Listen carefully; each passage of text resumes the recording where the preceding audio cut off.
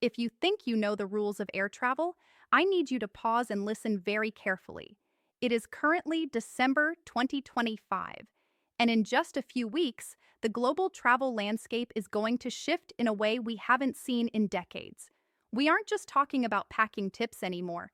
We are talking about a fundamental change in how you cross borders, how you board planes, and even how you pay for the right to stand in the security line.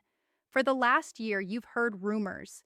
You've heard about real ID deadline shifting, you've heard about visas for Europe, and you've heard about changes at Southwest Airlines. Well, the rumors are over. We now have the hard dates, and many of them kick in starting January 2026. Here is the reality. If you show up to the airport in February 2026 with the same ID and the same strategy you used last year, you might find yourself facing a new $45 fee just to get through security. You might find yourself denied boarding for a trip to London because you missed a digital deadline. And if you're a loyal Southwest flyer, the way you pick your seat is about to vanish forever. Today, we are going to walk through the 16 critical changes hitting the travel world in early 2026. We're going to cover the new pay-to-fly rules at TSA, the specific date UK travel becomes strictly enforced, and the hidden battery trap that could ground your mobility scooter. This isn't just about avoiding lines. It's about making sure you don't get denied at the gate. I've dug through the government filings, the airline policy updates, and the international border codes to bring you the facts. So grab your notebook. Let's get you ready for 2026. Let's start right here at home with the most controversial change coming to U.S. airports. For years, we've talked about the Real ID Act. You know that little gold star on your driver's license? The deadline was May 2025. But let's be honest, many people still haven't upgraded. And for a long time, the TSA would just give you a warning or do a manual check for free. That free pass ends on February 1st, 2026. The TSA has officially announced that if you arrive at the checkpoint without a Real ID compliant license or a valid passport, you will no longer just be screened. You will be charged. They call it the Confirm ID fee. It's $45 and it's non-refundable. The logic is that verifying your identity manually costs taxpayer money, so now they are passing that cost directly to you. But here is the trap for seniors, especially snowbirds who might be heading south for the winter. That $45 fee only buys you a 10-day verification window.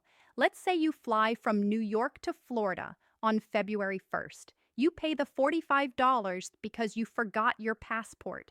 You have a great trip, you stay for 2 weeks. When you go to fly home on February 15th, your 10-day window has expired. You have to pay another $45 to fly home. That's $90 gone just because of an ID card.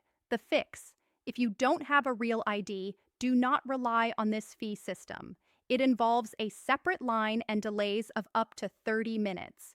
Use your U.S. passport or passport card. If you have a valid passport, you are exempt from this fee. Now, let's look across the Atlantic. If you are planning a trip to London, Scotland, or Wales in 2026, the rules of entry have hardened. We've been warning you about the UK's Electronic Travel Authorization, or ETA. It technically launched for US citizens in January 2025, but during the first year, there was a bit of a soft launch period where airlines were lenient. That ends now. Starting February 25th, 2026, the UK government is implementing strict enforcement. This is a no permission, no boarding policy. If you do not have an approved ETA linked to your passport number in the airline system, the computer will physically stop the agent from printing your boarding pass. This isn't a visa you get at the airport. You must apply via the UK ETA app on your smartphone days before you fly. It costs $16, about $21. And be careful, this applies even if you are just transiting through Heathrow to go somewhere else.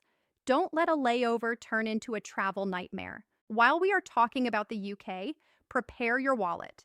Starting April 1st, 2026, the UK Air Passenger Duty, APD, is increasing. Again, this is a tax added to every ticket leaving a UK airport. The increase specifically targets non-economy cabins. If you are a senior traveler who splurges on premium economy or business class for comfort on that long flight home, you are going to see a jump in ticket prices. We're talking about a tax bill of over $200 per person just for the luxury of extra legroom. This is a good reason to consider flying home from Dublin or Paris instead, where these specific taxes don't apply in the same way. Moving to the European continent, France, Italy, Germany, Spain. The Entry Exit System, or EE, began its gradual rollout back in October 2025, but April 2026 marks the target for full implementation. This means the age of the passport stamp is officially dead. When you land in Europe, you will not walk up to a booth and get a stamp. You will go to a kiosk. You must scan your face and provide fingerprints for all four fingers. For my travelers over 70, listen closely. These kiosks can be finicky. The screens can be high and the fingerprint scanners require a bit of pressure. Do not let the people behind you rush you. Take your time and remember, this system automatically calculates your time in Europe. If you stay 91 days instead of 90, the computer knows instantly and you could be flagged for a ban. The human discretion of the border guard is gone. Now, I know you're worried about ETSs, the travel authorization for Europe. There is so much bad info out there saying you need this now. Let me clarify. You do not need an ETS for travel in January 2026. That system is coming later in the year, likely towards the end of 2026. But here's the good news, because you need to file away. When ETSs does launch, there is a perk for seniors. The application fee is $7. But if you are over the age of 70, the fee is waived. You still have to fill out the form, but you don't have to pay. So if you see a website trying to charge you $7 and you're 75, you are on a scam site. One final international note.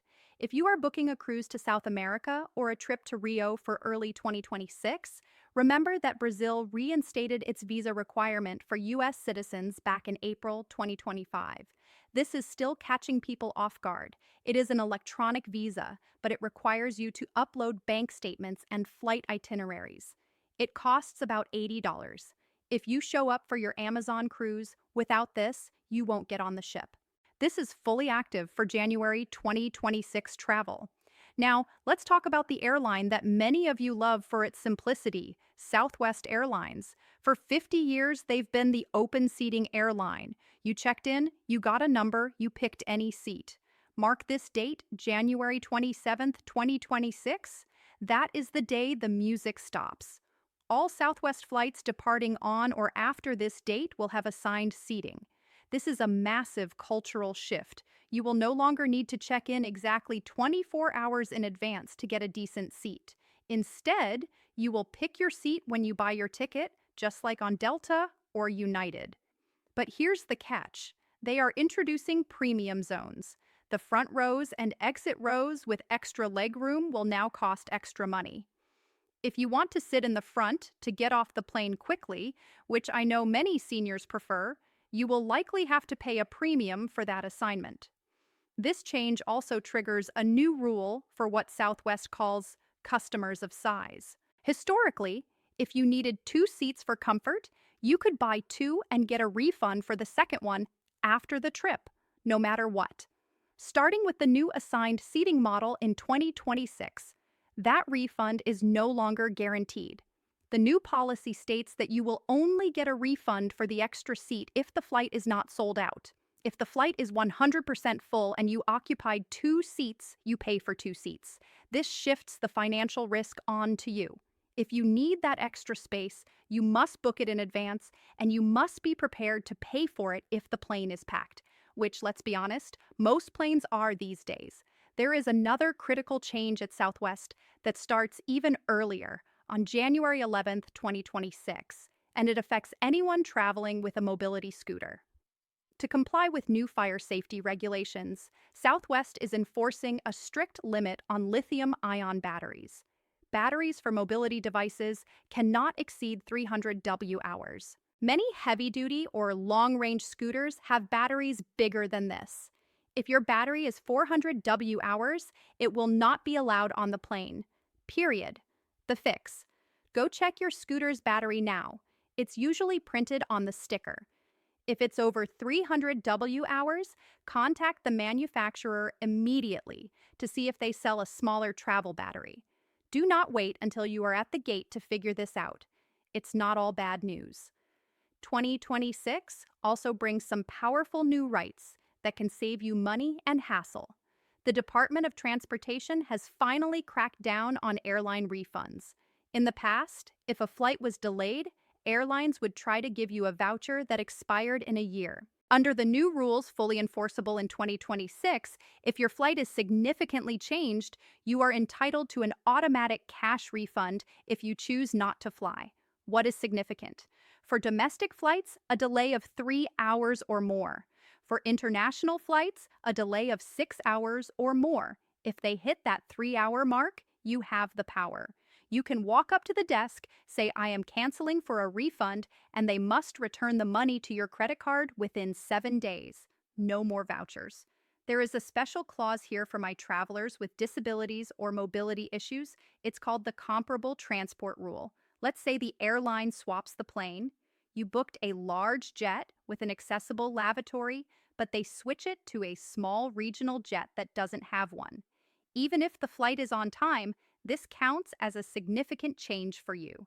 You can refuse the flight and demand a refund because the new plane does not meet your accessibility needs. This is a huge win for dignified travel. If you look at your passport and realize it expires in 2026, you might not need to go to the post office. The State Department has been testing an online passport renewal system, and for 2026, the goal is to have this fully available to the public. You can take your photo with your phone, upload it, pay online, and skip the mail. However, a warning, this is only for renewals. If your passport has been expired for more than 5 years, or if you are applying for the first time, you still have to do it the old-fashioned way. And remember the 6-month rule. Many countries won't let you in if your passport expires within 6 months of your trip. Check that date today. Finally, let's talk about the hidden traps. The things that aren't necessarily laws, but are operational changes that will catch you off guard in 2026. You see people doing this on TikTok all the time, stuffing a hollow neck pillow with clothes to avoid baggage fees. Well, the TSA is onto it. In 2026, with the new CT scanners that see in 3D, a dense overstead neck pillow looks suspicious. It looks like organic mass that could be concealing something. We are seeing more and more reports of TSA agents pulling these pillows aside and forcing passengers to empty them out. If you stuff your pillow with socks and underwear, be prepared to have your laundry aired out in public at the checkpoint. It slows you down and it annoys the agents. Here is a medical tip that saves lives. TSA rules say no liquids over 3.44 ounces, but there is a medical exemption for ice packs used to cool medicines like insulin or breast milk. Here's the trick. The ice pack usually has to be frozen solid. If it's melted and slushy, it's a liquid and they can take it. However, the rules have been clarified to allow slushy packs if they are for medical necessity. But you have to advocate for yourself. Tell the officer immediately. "This is a medically necessary cooling pack for my medication. Do not leave it in the bag. Pull it out and declare it." This is a psychological trick airports are using in 2026. Have you noticed that after you get through security, you are often forced to walk through a winding duty-free shop before you can even see a gate? They call this the golden walk. They know that once you clear security, you have an adrenaline drop and a dopamine spike. You feel relieved that makes you more likely to spend money. For seniors, these walks are physically exhausting. They add hundreds of steps to your journey and are often confusing to navigate. Pro tip, look at the floor. Often there is a tiled path that is slightly different from the carpeted retail area, a bypass lane, or look for the elevators immediately after security. They often bypass the retail mezzanine and drop you directly on the concourse, saving your legs and your wallet. And lastly, a quick tip for your in-flight health. Did you know that at 35,000 FT, your ability to taste salt and sugar drops by about 30%? It's true. The cabin pressure and dry air numb your taste buds. Airlines know this, so they load their food with extra sodium to make it taste normal. If you are a senior watching your salt intake or blood pressure, airline food is a hidden danger. That healthy chicken dish might have double the sodium of a restaurant meal. The fix? Bring your own food or wear noise and selling headphones. Strange as it sounds, studies show that blocking out the white noise of the jet engine actually helps restore some of your sense of taste, meaning you won't feel the need to add that extra packet of salt to your meal. Travel in 2026 isn't necessarily harder, but it is stricter.